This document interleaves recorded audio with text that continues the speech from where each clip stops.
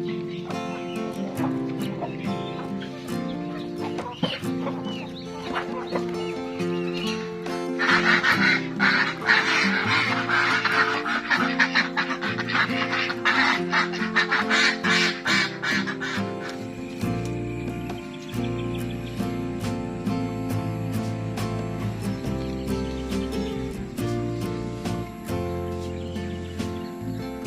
is up, Entong Squad, and welcome back to Entong's World Channel.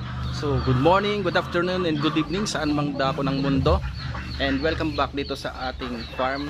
So ngayong araw lilibutin natin ulit itong farm and papakita natin yung updates kasi so ilang linggo tayong hindi nakakauwi, and papakita natin yung updates dito sa ating farm. So samahan niyo ako for today and let's go.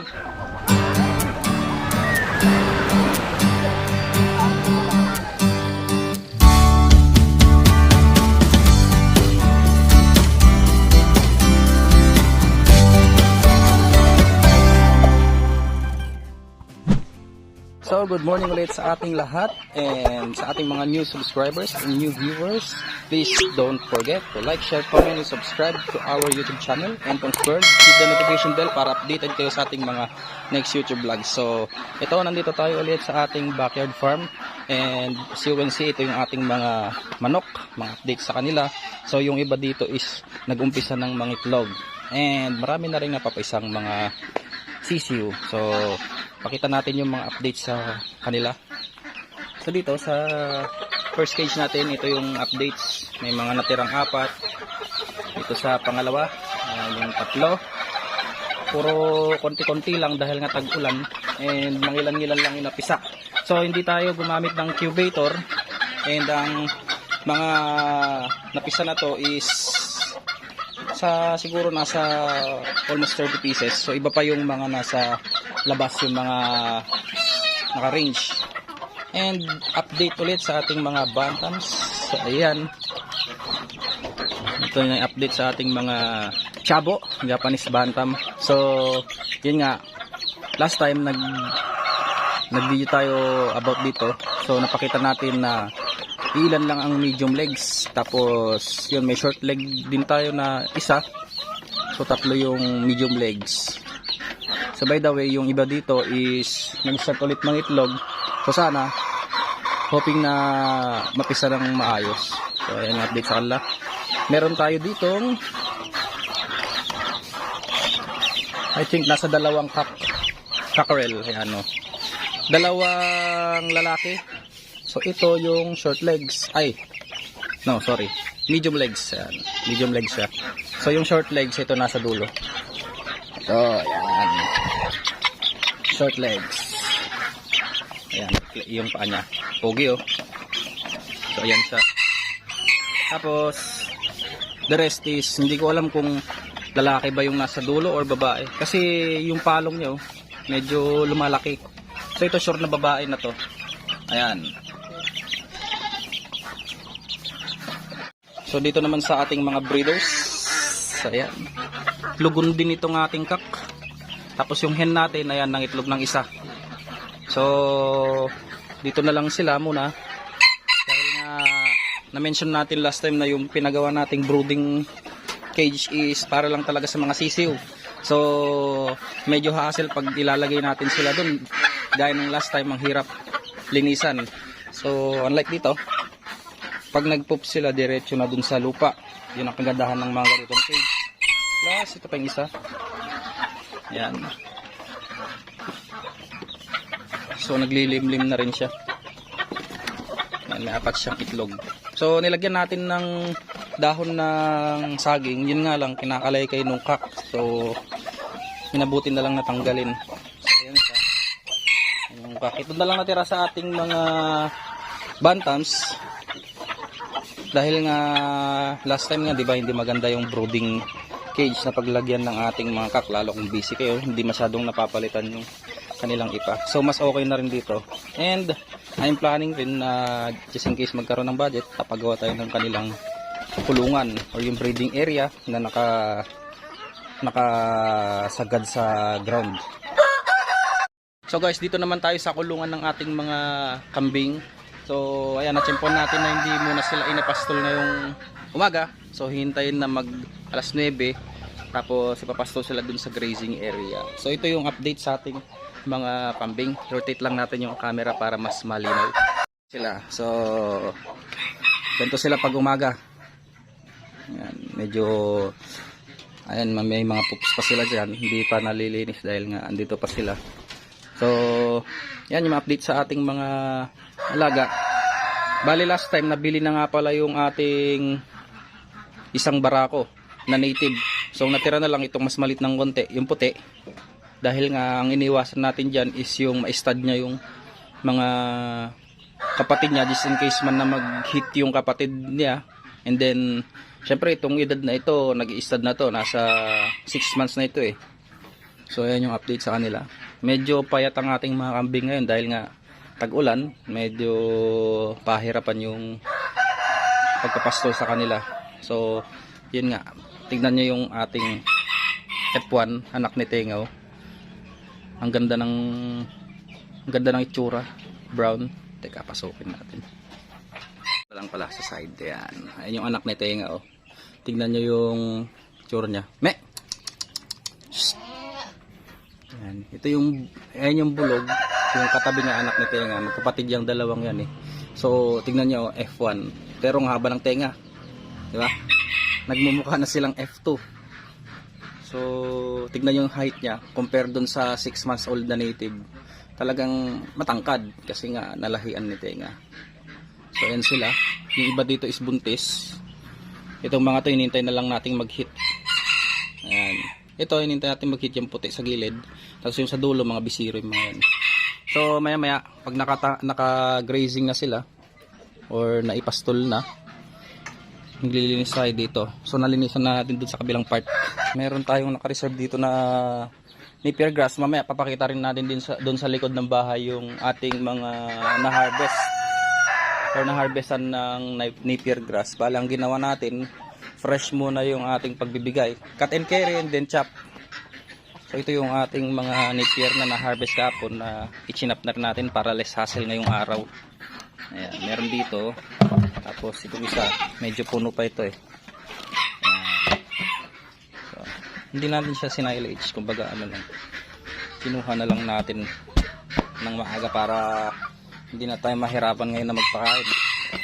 Tapos ang gagawin natin, lalagyan natin ng fertilizer yung mga na-harvestan natin.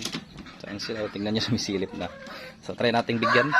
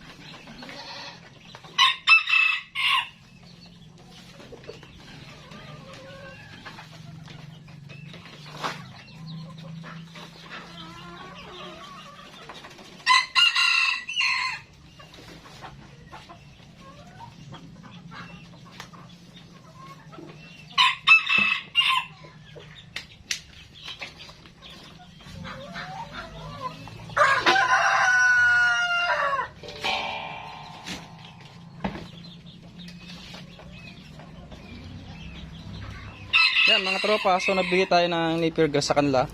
Well, chop napier. Ayan. So ganun ang ginagawa natin as of now. Dahil nga nung last time nag-silage siya ng napier, medyo din la gusto yung lasa. So fresh pa din yung binibigay natin. Yun nga lang, consistent everyday na fresh. So hindi natin tinatanggal. Kasi nga mahirap kasi pag pabago-bago yung pinapakain eh. So ayan, minsan nagsisingit lang din tayo ng dahon ng mulberry para may legume sila. Tenga. Kasi mga native din natin, binigyan natin. Wala pa kasi silang kainan. So dumating na yung kainan, yun nga lang di pa natin napipinturahan. So ayan, nagbigay tayo ng napier. Mangilan-ngilan lang din ang sanay kumain ng napier dito sa ating mga natives. Ayan. Before tayo pumunta dun sa taniman ng napier, pakita ko lang itong mga available na breeders natin ng Peking ducks. So nagbabawas tayo ng breeders. Ready to lay na itong mga to. Ayan sila. Dami oh. So sa mga may gusto, PM nyo lang ako sa aking Facebook page, Entong's World, and then doon na lang tayo mag-usap regarding dito sa mga breeders, kung just in case man magustuhan ninyo.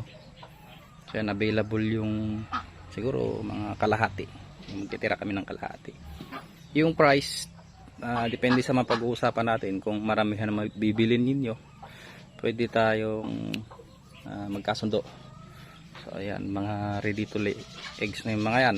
Tapos malalaki yung mga yan, no? Yan, laki. Oh, ayan, hawak na airpot ko yung Peking duck. So babae ito, laki. Oh.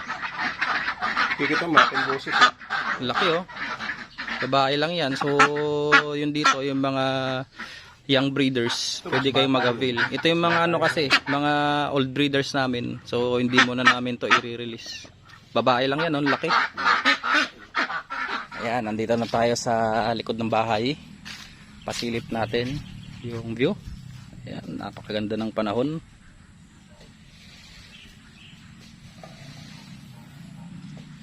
So ito yung mga alagang baka ni Pare Amboy. Ayan, mga fattening na baka yung mga yan. Dito lang sila nakapastol. So minsan binibigyan niya ng mga na-harvest na damo sa ibang lugar. So ayan, dito na lang niya pinapalaki yung baka. Ayan, ayan, madako tayo dito sa ating mga napier grass. So kahapon hindi na tayo nakapag-video dahil medyo busy. Dito yung nakuhanan natin ng mga napier. So ayun kasi oh, matataas na sila. Tapos yung ibang napag-harvestan natin oh, yan ang dami oh. Kung meron lang sanang may gusto, yung mga malalapit na area, pwede kayong manguha dito. Bigyan ko na lang kayo. Ayan, mga napier natin.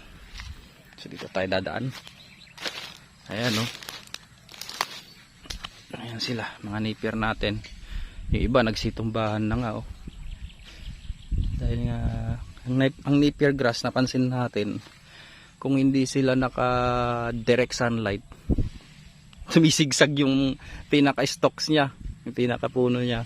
So yan, mas okay siguro pag nagtanim kayo ng napier, yung direct sunlight, tapos walang harang na ganito, mga mangga. Wala pa kasi magpuputol ng mangga eh. Ang ano natin dito, ang gagawin kasi kailangan maklear itong area na to para mataniman natin ng forage and yung mga legumes. So para hindi tayo mamroblema sa pagkain ng ating mga alaga. Just in case man na gusto nating magparami ng alaga, ayan, may tataniman tayo dito. And yun nga, hintayin lang nating magawa yung chainsaw nung nagpuputol. So matagal na tayo naghihintay, hindi pa rin napuputol tong mga puno ng mangga. Ayan, so dito tayo nag-harvest kahapon. Ayan, nakasagad pa rin yung mga pinagkuhan natin. Ayan, mga nakasagad dyan. Yung iba dito na unang harvestan, tumutubo na oh. Plus naglagay tayo ng manure kasi nga medyo may kamahalan ang mga abono ngayon. Yung triple 14, di ko alam kung magkano na yung per kilo nun. So ubos to ng ilang kilo just in case man nabibili tayo.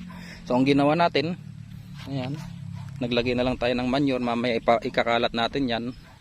And then syempre dadagdagan pa natin yan kasi kulang talaga yan. So ito yung ating mga napier. Titingin tayo ng part na maganda. Kasi may mga tulad nito, hindi na arawan. Tignan yung tubo. Sobrang papayat. Ayan, masukal no. So dito yung na-harvest natin kahapon. Kahit pa paano is na arawan. Ang lalaki ng stalks, ang tataba. Ayan no. Saan ba yung sample ito? Yung sample oh. Oh, tingnan yung daliri ko. Oh, di bang tataba? So may mga parts dito na maganda yung tubo, may part na medyo payat yung tubo ng napier. Pero ang kukuhanin lang naman natin dyan is yung pangadahon niya. So yung stalks, nagtabi naman ako ng mangilan-ngilan para magtanim tayo ulit. So hindi din na dito sa part na to, siguro dun sa mga bakanting lote na pwede nating mapaglagyan. So ayan yung ating mga napier, tataas na. Plus meron pa dito sa gilid, yung last time nag-vlog tayo. Itong mga to is unintentionally na tinanim natin. Hindi naman talaga natin itinanim, is napabayaan lang natin yung mga pagputulan. Ayan, tumubo. Oh, ganon katibay ang napier grass. So maganda to sa mga nag-alaga ng mga ruminants. Ayan. Sa mga karnero, ganyan, kambing, baka. So ang laking tulong ng napier grass sa mahal ng ano ngayon, ng corn silage. Kasi nga, di ba nga mahal ang inputs, syempre kailangan ding taasan ng presyo ng silage, yung mga corn silage. So ito, malaking tulong pang alternate sa pagkain kasi ang gastos talaga. Ayan, dito yung ibang nataniman natin before, so namatay yung iba kasi nga napabayaan. Dito, ayan, nawala na rin yung tanim natin dito. So ito na lang yung nabubuhay. Sa area naman kasi na ito, medyo hassle dahil makita ninyo, may tanim tayo before, pero yung mga damo kasi ang hirap linisan. Kung titirahin mo naman ito ng pamatay damo, damay rin yung napier natin, so wag na lang. Ito pa yung iba nating mga tanim, yung mga legumes. Yan, mga karaniwang binablog natin dito sa farm. So may napansin tayo regarding dito sa Illinois versus sa native na mulberry. So ito yung Illinois sa kaliwa, ito yung native. Ayan, kita nyo naman sa kulay ang pagkakaiba, tsaka dun sa dahon. So ang kagandahan dito sa Illinois, napansin natin last time, malalaking bunga. So sa bunga panalo ka. Pero ang advantage naman pala nitong mga native na mulberry, yan, sa dahon. Advantage natin yan sa mga like pag magpapakain tayo ng mga alaga natin. Ang laking tulong ng native kasi ang bilis talaga tumubo ng dahon niya, tapos maganda yung dahon. Unlike dito sa Illinois natin, ewan natin kung bakit nagkakaganyan yung dahon, parang lumulutong. Unlike sa native, yan, no, napakatibay, ang ganda ng dahon. Plus ang advantage sa bunga naman nito, sobrang tamis. So ayan, maganda rin pala ang native na mulberry. So dito Illinois native, Illinois variety, tapos dito yung Himalayan o yung mahaba ang bunga. So ito naman medyo madamot sa bunga. Pero may napanood tayo last time sa Facebook, sobrang dami ng bunga ng Illinois. Siguro ini-sprayan nila or nilalagyan nila ng foliar, pampabulaklak, para gumanda yung kanyang pamumunga. So ito naman, yung dahon niya is malalapad. Ayan, oh, malalapad yung dahon, unlike sa mga native at Illinois. So ganito na siya. Ayan, oh, malalaki rin. So siguro pa-prune natin to para mas dumami yung kanyang mga sanga or yung tangkay niya. So ayan, oh, nakita niyo yung ano doon, oh, mulberry na native. Mamaya kuhanan natin yun ng dahon. Plus guys, ito yung update sa ating mga azola. Ayan, azola. Ang ganda ng mga azola natin, no? Ayan. So nakakalesin tayo ng expenses sa mga commercial feeds dahil dito. So malaking tulong ito sa mga nagtitipid gaya natin, kasi magastos ang mga pagkain ngayon. So yun mga tropa, bago natin tapusin yung video natin for today, syempre pakita natin kung paano tayo magbigay ng mulberry, mga mulberry leaves kasama tong flamingia. Ayan, so pag naikabit na yung ating bagong pakainan is hindi na ganyan na malalaglagan. So yun din ang purpose natin kung bakit tayo nagpagawa. Tsaka itong kawayan, yan, no, nabubulok na. So yan ang disadvantage kung ang gamit ninyo is yung mga kawayan, mabilis mabulok, lalo pag yung maulan, nababasa ng ulan. So ayan, disadvantage siya, nasisira. Ayan, kaya napilitan natin ipagawa yung kanilang feeder. Ayan, gusto nila yung mulberry. Sayang lang yung mga natives na ipastol na. So ito na lang muna ang ating nabigyan. Ayan, gusto nila. So yun lang muna ang update dito sa ating backyard farm. So sa mga hindi pa nakasubscribe dyan, please don't forget to like, share, comment, and subscribe to Entong's World channel. Hit the notification bell para updated kayo sa ating mga next YouTube vlog. So thank you very much guys. See you next time. Bye.